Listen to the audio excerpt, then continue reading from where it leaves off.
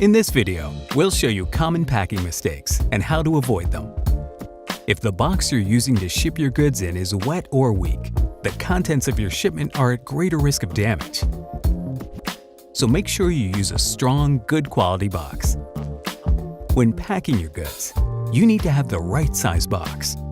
It's recommended you choose a box slightly larger than the goods you're shipping, so there's room for protective packing material, like wadded paper, packing peanuts, or air cushions. There should also be no gaps in the box, as this may cause the contents of the shipment to move around in transit and get damaged. However, don't overpack the box, as this will weaken it. When it comes to taping the box, ensure it's properly sealed.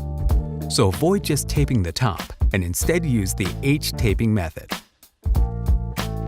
That way each seam is covered and your box won't open during transportation. You should put a backup label inside the package. Unreadable labels could result in your shipment being delayed.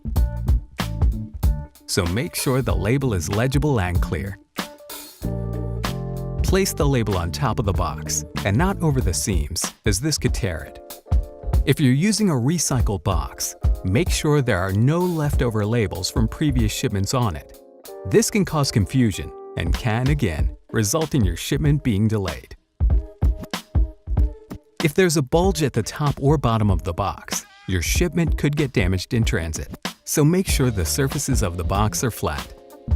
If your box has arrows, make sure you pack it following their direction. And if you're sending a large or heavy shipment, use a pallet. Thanks for watching. Explore the Shipping channel for more videos.